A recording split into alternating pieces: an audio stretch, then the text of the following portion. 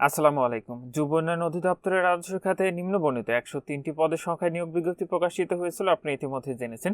তো এটির পরীক্ষা সম্ভবত অনুষ্ঠিত হবে ঢাকাতে। আর এটিতে আবেদনের ক্ষেত্রে আপনাদের যে বয়স নির্ধারণ করা হয়েছিল সেটি হলো 1 মে 2026 খ্রিস্টাব্দ তারিখে সর্বনিম্ন 18 বছর এবং সর্বোচ্চ 32 বছরের মধ্যে হলেই এটিতে আবেদনটি করতে পারবেন বাংলাদেশের 64টি জেলা থেকে পুরুষ ও মহিলা উভয় প্রার্থী।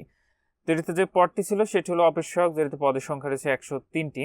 বেতন স্কেল রয়েছে 8,250 টাকা থেকে 20,010 টাকা গ্রেড বিসি। শিক্ষাগত যোগ্যতা লাগবে কোনো স্বীকৃত বোর্ড হতে মাধ্যমিক স্কুল সার্টিফিকেট মানে এসএসসি অথবা সমান পাশে এটিতে আবেদনটি করতে পারবেন।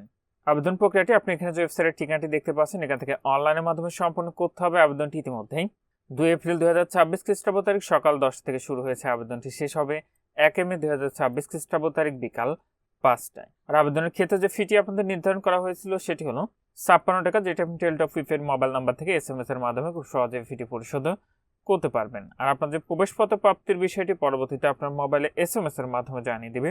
তখন আপনার নির্ধারিত ওয়েবসাইট থেকে আপনাদের প্রবেশপত্রগুলো কিন্তু ডাউনলোড করে নিতে পারবেন। আর পরীক্ষা সংক্রান্ত তথ্য পরবর্তীতে আপনাদের মোবাইলে এসএমএস এর মাধ্যমে কিন্তু জানিয়ে দেবে। তো যুব উন্নয়ন অধিদপ্তরে 9 নভেম্বর 2020 তারিখে এখানে একটি স্মারক নং দেখতে পাচ্ছেন। এই স্মারকের নিয়োগের মোতাবেক অবশ্যক পদে আবেদনকারীদেরকে এই বিজ্ঞপ্তি অনুযায়ী পুনরায় আবেদন করার প্রয়োজন নেই। তো আবেদনের ক্ষেত্রে নির্ধারিত একটি চাকরির আবেদন ফর্ম রয়েছে অনলাইন, যে ফর্মটি আপনাদের অনলাইনে পূরণ করে নির্ধারিত যে ফিটি রয়েছে সেটি পরিশোধ করলে আপনার আবেদনটি সম্পন্ন হয়ে যাবে। তো আমাদের মাধ্যমে আবেদন করাতে অবশ্যই আমাদের মেসেজ করতে পারেন, আমরা আপনাদের আবেদনটি সঠিকভাবে সম্পন্ন করে দিব। আর আপনি নিজে নিজে আবেদনের ক্ষেত্রে নিয়োগ বিজ্ঞপ্তি এবং আবেদনের লিঙ্কটি পেতে আপনি অবশ্যই কমেন্ট করবেন। নিয়োগ বিজ্ঞপ্তি আবেদনের লিঙ্কটি আপনাদেরকে দিয়ে দেবো। আর কারো কোনো কিছু জানার থাকলে অবশ্যই কমেন্ট করবেন, আমি চেষ্টা করবো আপনাদেরকে জানিয়ে দেওয়ার।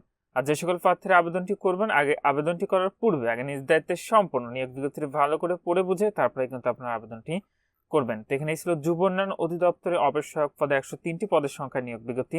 আজকের ভিডিওটি এ পর্যন্তই। ভালো থাকুন, সুস্থ থাকুন, নিরাপদে থাকুন। আল্লাহ হাফেজ।